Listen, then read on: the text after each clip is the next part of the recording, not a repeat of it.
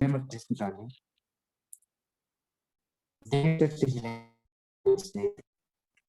DSST group के सभी सदस्यों को नमस्कार। सबसे पहले हम धन्यवाद देना चाहेंगे रुद्र सर को, सभी सहायकों को, देवशक्ति हीलिंग हब के सभी हीलर्स के जितने भी टीम है हमारी, उन सभी को थैंक यू बोलेंगे कि इतने दिन देवशक्ति एसपीएल प्रोग्राम में आप सभी ने एक अच्छा सहयोग दिया, सभी को सपोर्ट रहा। हम सभी ने मिलकर अपना टाइम एनर्जी सब से हेल्प की है लोगों की, और आप सभी का बहुत थैंक यू, आपने जो इतना अच्छा हमारा सफल रहा है, तो बहुत ही अच्छा लगा।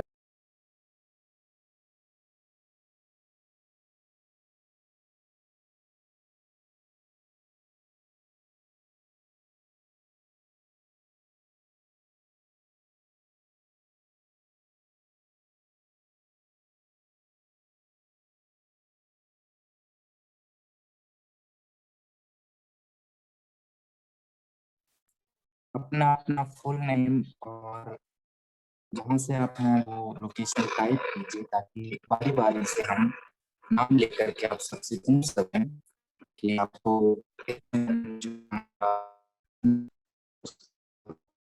क्या अनुभव हुआ।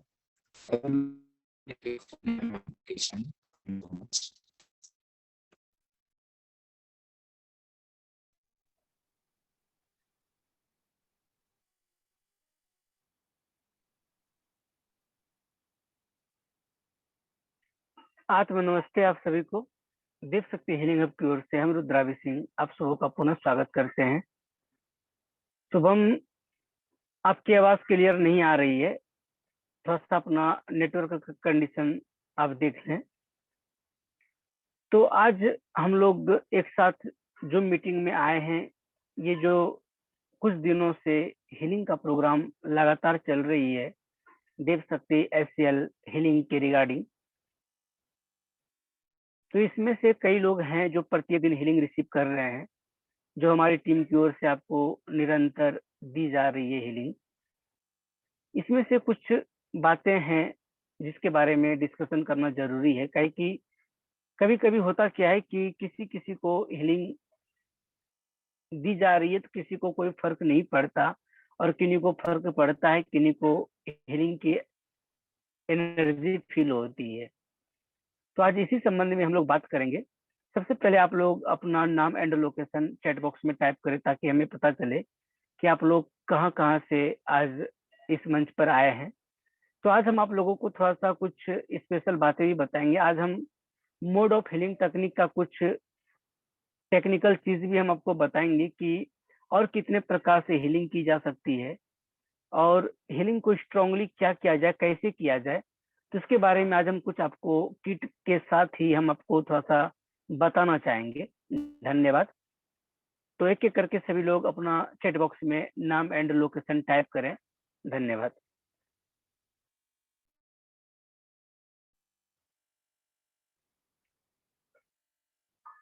चलिए, ओके, कोई बात नहीं।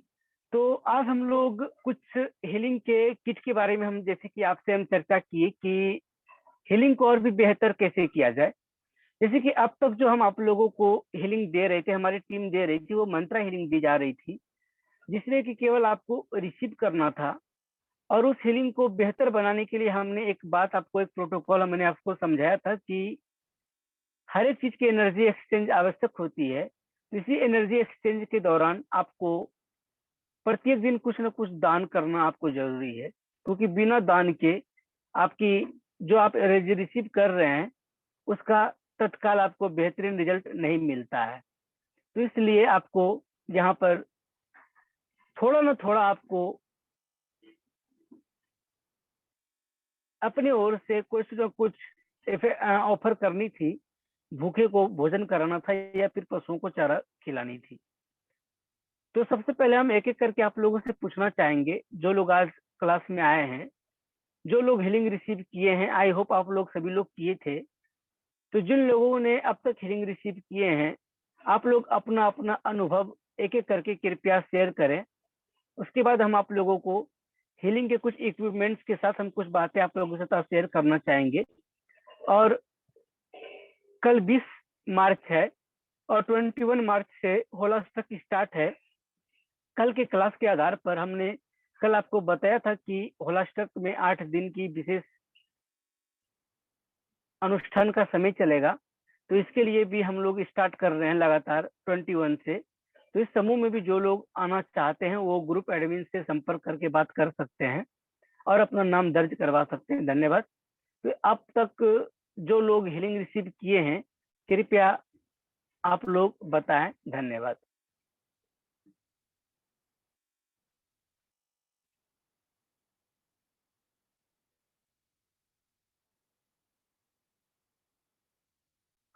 मैं हीलिंग नहीं ले पाई, कुछ ना कुछ रीजन हो जाती थी। चलिए कोई बात नहीं। एनीवन, कोई और जो हीलिंग ले रहे थे?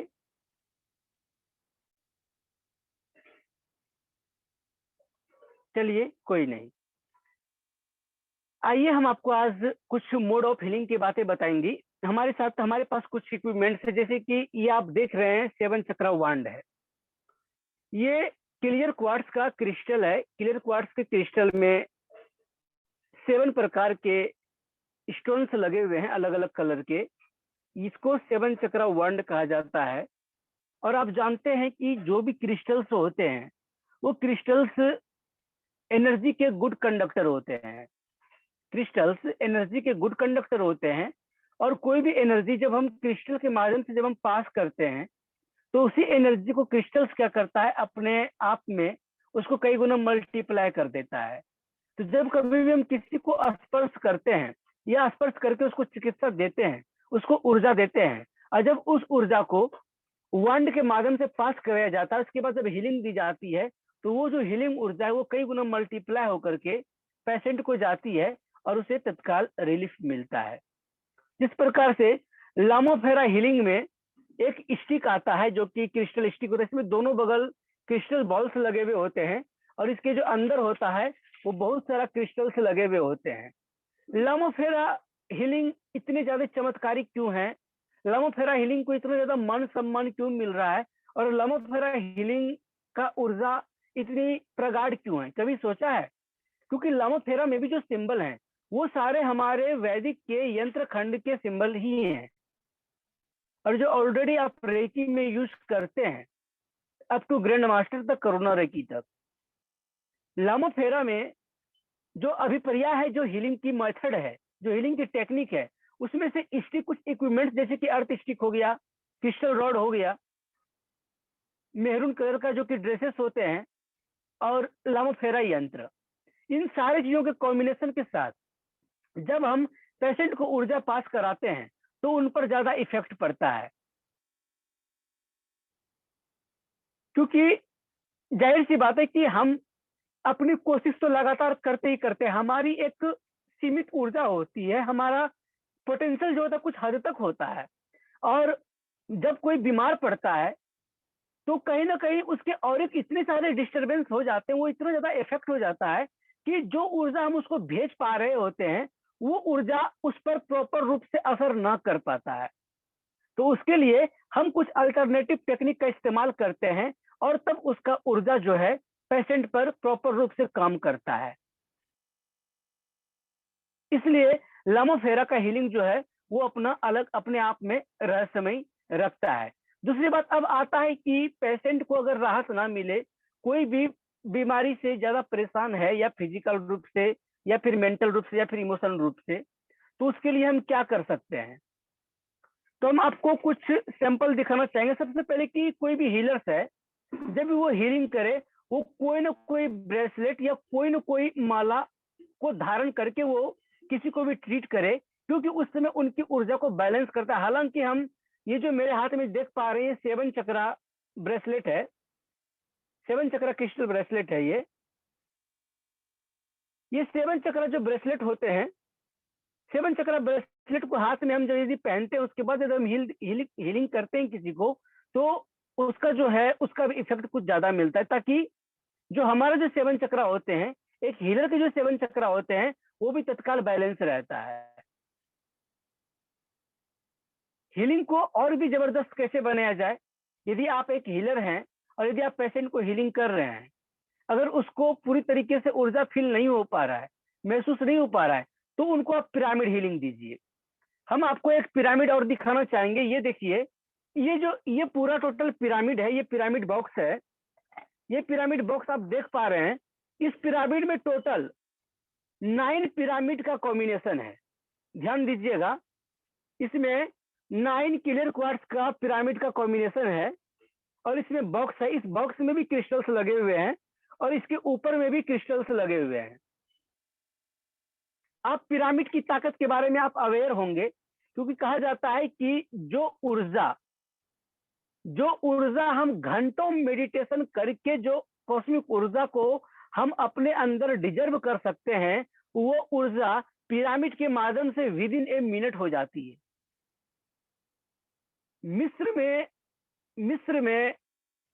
मिस्र की जो कि तंत्रिकी शक्तियां थी, वहां की जो ऊर्जा पद्धति थी, डायरेक्ट सूर्य से जुड़ना, वहां पर पिरामिड होना, पिरामिड के अंदर में मृत व्यक्तियों को सही सलामत रखना, ये उन लोगों का अपने आप में एक अलग बातें रखती थी।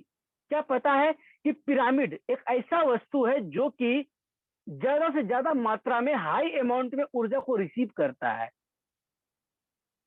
और पिरामिड का एक खास गुण ये भी होता है कि ये स्वतः ये ऊर्जा को एब्जॉर्ब करता है। और जब ये स्वतः ऊर्जा को एब्जॉर्ब करता है, उस ऊर्जा को एब्जॉर्ब करने में यदि आप अपनी ऊर्जा लगाते हैं, आप अपनी हीलिंग ताकत जब उसे आप देते हैं, तो सोचिए कि पेशेंट को कितना ज्यादा असर करेगा, पेशेंट को कितना ज्यादा रिलीफ मिलेगा, पेशेंट को कितना ज्यादा जल्दी मतलब कि वो स्वस्थ होता है। तो इसमें से 9 पिरामिड का कॉम्बिनेशन है, 9 पिरामिड की ताकत इसमें लगती है। और एक पिरामिड है, हम किसी भी व्यक्ति को हीलिंग करते हैं, उसका एक पर्ची पर नाम एंड जिस पर्पज से उसको हीलिंग दे रहे हैं एंड लोकेशन हम इस बॉक्स में डालते हैं। इस बॉक्स को फिर क्लोज करते हैं और पिरामिड को चौकुरे डाल करके, सिंबल्स डाल करके इसको क्लीन करते हैं, चार्ज करते हैं। इसके बाद हम इसको ऊर्जा देते हैं। जब हम इसको ऊर्जा देते हैं तो फिर उसका भी रिजल्ट चमत्कारिक आपको मिलता है। अब यदि इससे और बेहतर करना चाहते हैं, यदि किसी को ज्यादा तकलीफ है, वो इन सारी तकलीफों से मुक्त होना चाहता है, तो उसे पंच तत्व हीलिंग चाहिए। हम जानते हैं कि ये हमारा शरीर नश्वर है, इस नश्वर संसार में हम लोग रहते हैं और इस नश्वर शरीर हमारा पंच तत्वों से, पंचभूतों से ही मिल करके बना है। तो आप देख पा रहे हैं कि हमारे पास 12 प्रकार के ऑर्गन पिरामिड हैं। सारे पिरामिड से दिखा पाना मुश्किल है, चूंकि 12 पिरामिड है टोटल। ये 12 पिरामिड में 5 तत्व, कुछ एलिमेंट्स, कुछ वनस्पति, सारे जो ऊर्जा के असीम स्रोत हैं, उन सारे ऊर्जाओं का असीम स्रोत इन सारे पिरामिड में होते हैं। और जब हम इसको, जिस प्रकार से सामिन सिंबल बनता है, सामिन सिंबल के एवरेज में एक सिंबल से होता है जिसको कि हम लोग मैजिकल सिंबल बोलते हैं, जिस सिंबल्स का इस्तेमाल ब्लैक मैजिक के रिचुअल के लिए किया जाता है। जो सिंबल इस प्रकार से वो स्टार बनता है, उसमें जब हम 12 पिरामिडों को जब हम लगाते हैं और 12 पिरामिड में लगाने के बाद जब बीच में हम पेशेंट को बैठाते हैं और उसके बाद जब हम उसको ऊर्जा देते हैं भाव करके, पंच तत्वों का भाव करके, तो वहां पर उन्हें पंच तत्व हीलिंग मिलती है। पंच तत्व हीलिंग के लिए बहुत सारा उपाय करने पड़ते हैं, उसके लिए कैंडल्स जलाने पड़ते हैं, उसके लिए एक रिचुअल है और वो एक उपचार की बड़ी पद्धति है। तो उसे आप पंच तत्व हीलिंग भी दे सकते हैं। उसके लिए अलग अलग प्रकार के 12 प्रकार के पिरामिड्स होते हैं, छोटे छोटे पिरामिड होते हैं। और ये पिरामिड जो है, ये ऑर्गन पिरामिड होता है। इसके अंदर जो लगे हुए होते हैं, देख पा रहे हैं कि यहाँ पर एक कॉपर टाइप में यूनिवर्सल सिंबल बना हुआ है, यानी कि इन्फिनिट का सिंबल बना हुआ है। ये ऑर्गन पिरामिड, जब हम खास प्रकार के सिंबल्स को ड्रॉ करके उस पर हम इस पिरामिड को रख करके एनर्जी का आवाहन करते हैं और उसके बीचों बीच यदि हम रिसीवर को बैठाते हैं और उसके बाद हम यदि उसकी हीलिंग करते हैं, तो वह हीलिंग उसके ऊपर बहुत ज्यादा फर्क डालता है, उसको बहुत ज्यादा असर करता है। फिर आप एक बेहतरीन रिजल्ट उन्हें आप दे पाते हैं। इस प्रकार से कई सारे और टेक्निक्स हैं, जिस टेक्निक की मदद से आप अपने पेशेंटों को अच्छे तरीके से रिलीफ दे सकते हैं, तब उन्हें हीलिंग असर करता है। लेकिन इतने सारे काम करते हैं जो, और रिसीवर रिसीव करते हैं। डोनर तो हीलिंग एनर्जी आपको दे रही है, रिसीवर रिसीव कर रहा है, लेकिन क्या एक ऊर्जा जब दूसरे में स्थानांतरण होती है तो एनर्जी जो चेंज होती है, एनर्जी चेंज के लिए चूंकि बैलेंसिंग तो जरूरी है ना। मान लीजिए पेशेंट को हम हीलिंग दे रहे हैं, राइट, डोनर तो रिसीवर को हीलिंग ऊर्जा दे रहा है। अब बताइए, हीलर आपको हीलिंग ऊर्जा दे रही है, आपने उसको गेन किया, बदले में आपने क्या दिया? पूरी दुनिया तो संतुलन के नियम पे चलता है, पूरी दुनिया संतुलन के नियम पे चलता है। अगर दिन है तो रात है, सुख है तो दुख है, अगर जवानी है तो बुढ़ापा भी है।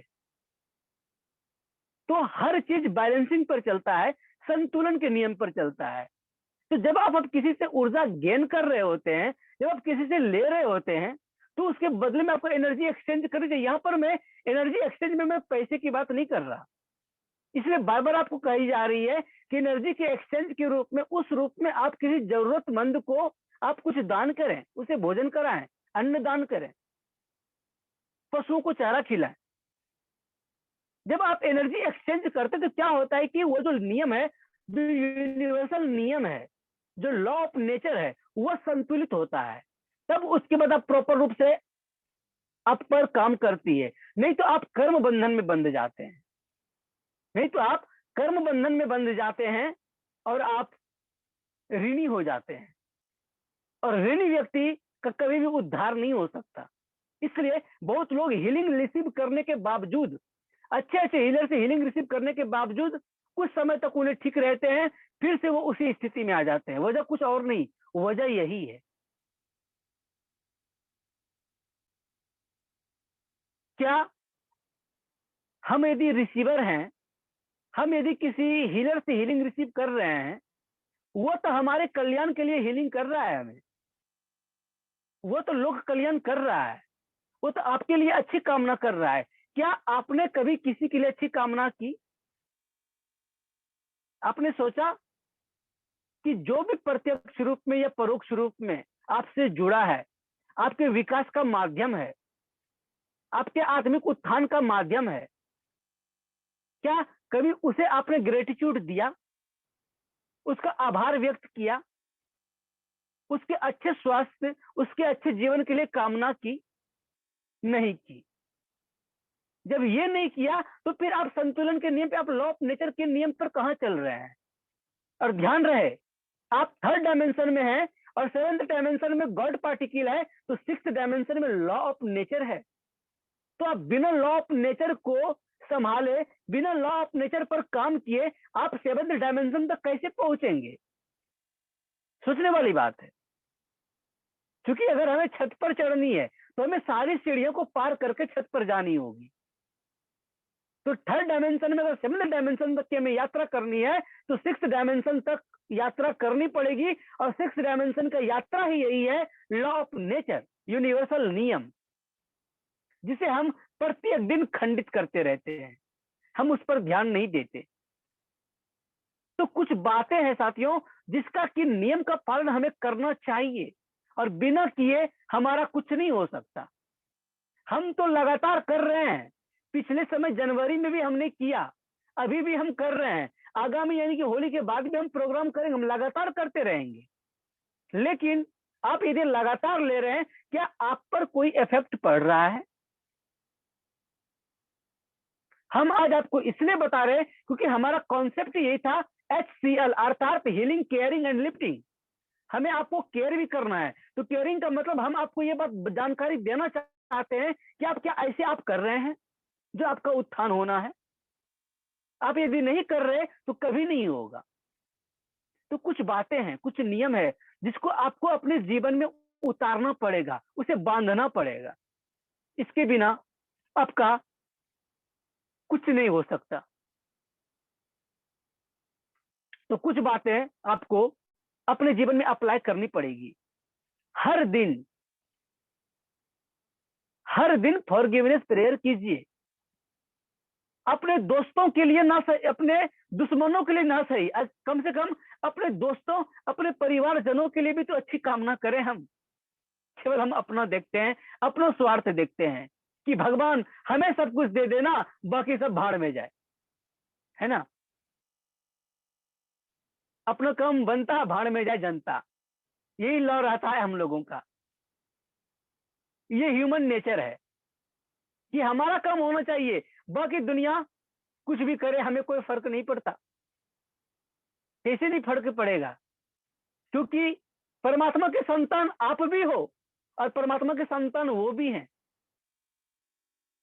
आप यदि इस दुनिया में हैं, तो आपके आने का, इस दुनिया में अब तक आने का और अब तक जीवन जीने का, आपके ऊपर कई सारे लोगों के कर्म के ऋण आप पर चढ़े हुए हैं। क्या आपको पता है? आप पर कर्म बंधन बंधे हुए हैं। आपके माता पिता का आपके ऊपर कर्म बंधन है, आपके परिवारजनों का आपके ऊपर कर्म बंधन है, आपके पितरों का आपके ऊपर कर्म बंधन है, आपके कुल देवी कुल देवता के आपका कर्म बंधन है। क्या कभी उस कर्मस को आपने रिलीज करने की कोशिश की? और हम अपना उद्धार चाहते हैं, हम अपना कल्याण चाहते हैं, हम अपना सुख सुविधाएं देखते हैं, तो बताइए कहां से हमें होगा? हर व्यक्ति, कुछ ही लोग जो हैं वो अपने पितृ, अपने माता पिता, अपने परिवारजन और अपने कुल देवी कुल देवताओं का ख्याल रखते हैं, उनके बारे में सोचते हैं। कम से कम पितृपक्ष में तो उन्हें तर्पण करते हैं। रोज ना करे सही, कोई बात नहीं, रोज याद ना करे कोई बात नहीं, कम से कम जो खास समय होता है उस खास समय को यूटिलाइज करते हैं वो लोग। क्या आप अपने कुल देवी या कुल देवता आप जानते हैं अथवा नहीं जानते हैं, लेकिन वो तो है। अब आती है, कई सारे लोग कहेंगे कि हमारे माता पिता नहीं है तो हम किसकी सेवा करें? अब आपके माता पिता नहीं है, अगर आप हैं तो आपके माता पिता तो कोई ना कोई होंगे, प्रत्यक्ष रूप में ना सही, परोक्ष रूप में तो थे। क्या कभी उनके लिए कामना की? मानते हैं पितरों को हमने नहीं देखा, नहीं देखा हमने पितरों को, लेकिन क्या उनके लिए कभी हमने सोचा कि हम उनको एक दीप भी दान कर दें, उनके नाम से भूखों को भोजन भी करा दें? क्या केवल अपना ही सब कुछ करना है? अगर अपना ही सब कुछ करना है और लोगों का नहीं सोचना है, तो फिर हमारा उत्थान कैसे होगा? अगर आपका आत्मिक उत्थान चाहिए, आपका आध्यात्मिक जीवन को अगर आप सार्थक बनाना चाहते हैं, तो कुछ बातें को आपको गांठ बांधनी पड़ेगी। और ये नियमता कहता है कि लॉ ऑफ नेचर, जो सिंपली लॉ ऑफ नेचर है, उस नेचर वो जो नेचर है और नेचर का जो रूल्स है, उस रूल्स को आपको ब्रेक नहीं करनी होगी और उसमें दिन प्रतिदिन आपको आगे बढ़ना होगा, सोचना होगा, समझना होगा, लोगों के लिए कामना करनी पड़ेगी, लोगों का कल्याण करने की कम से कम चेष्टा आपको करनी चाहिए।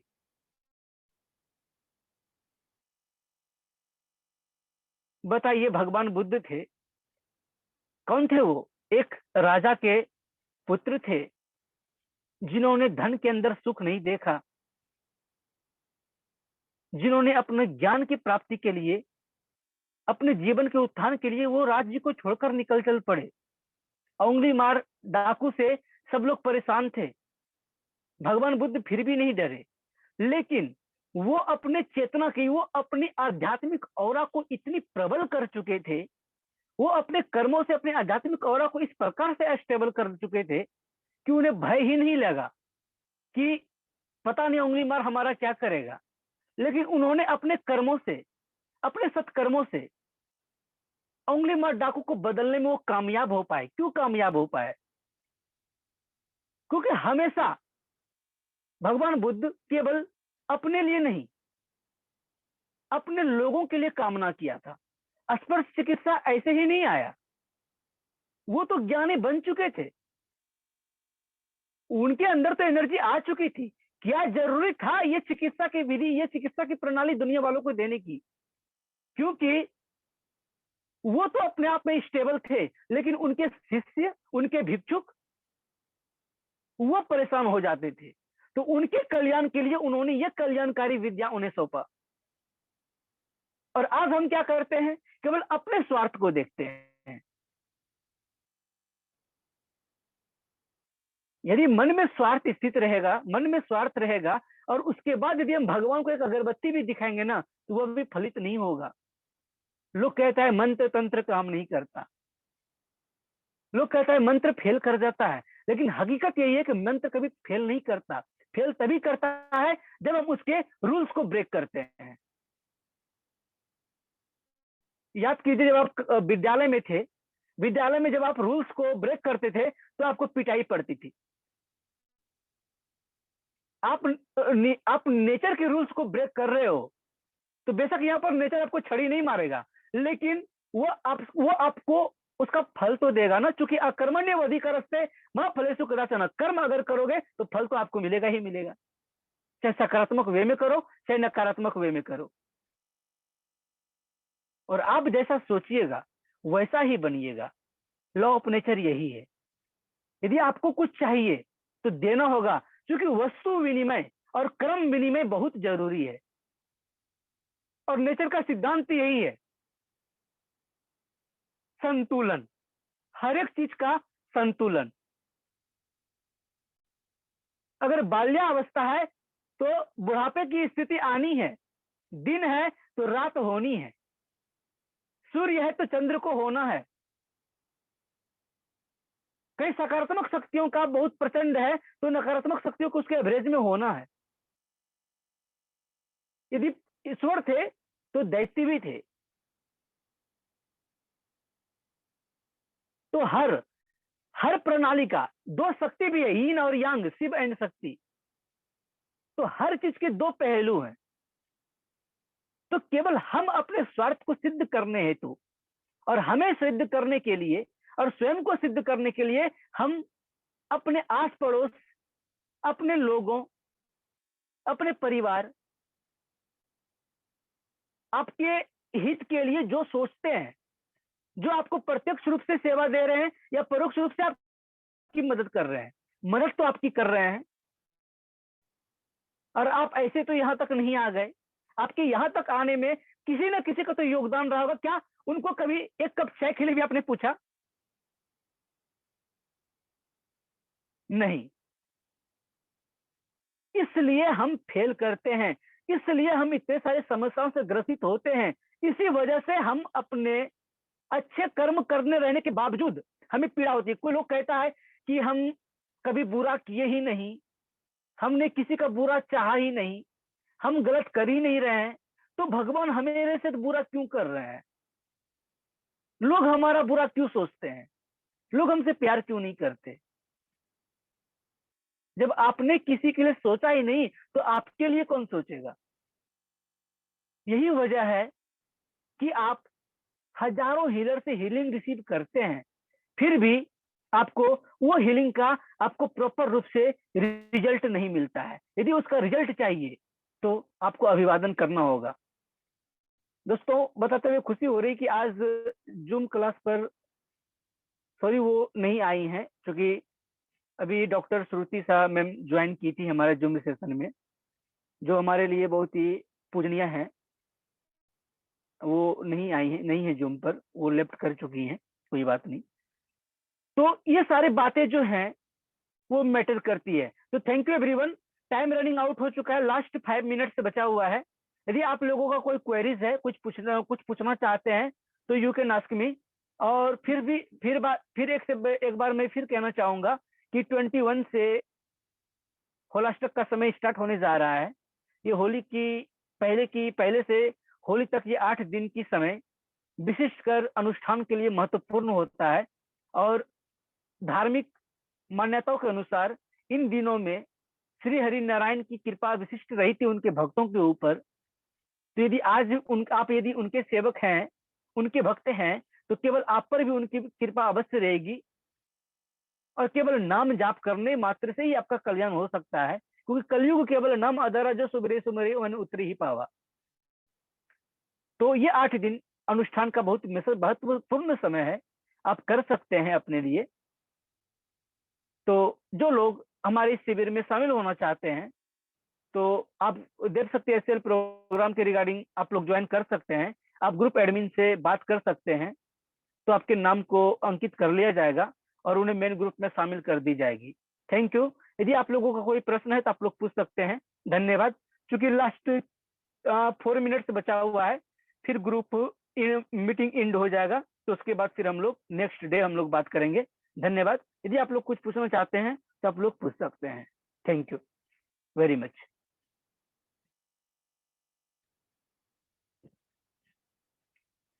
एनीबडी, कोई प्रश्न है आपका?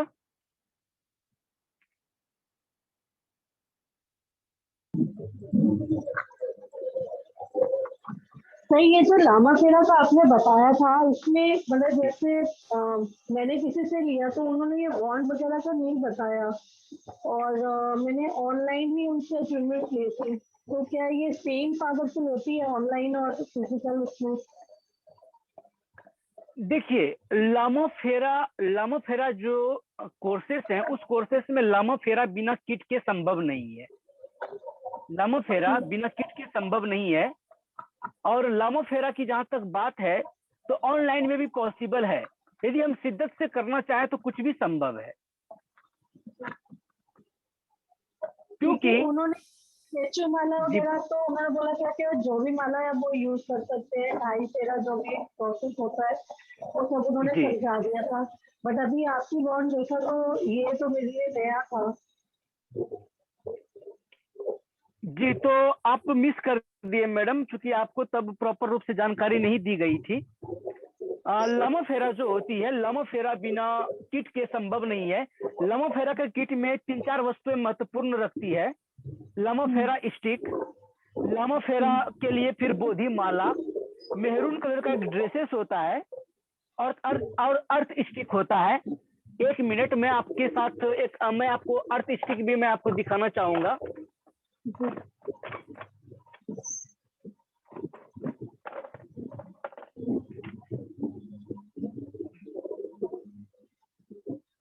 आप देख पा रहे हैं, ये जो है ये अर्थ स्टिक है। ये अर्थ स्टिक है, इससे ऑरा क्लींजिंग वगैरह किया जाता है। ये इस प्रकार से होता है। और एक बोधि माला जो इसमें मैंने लपेटा हुआ हूँ। और ये जो वंड है या एक स्टिक है, क्रिस्टल रॉड होता है, ये अष्ट धातु से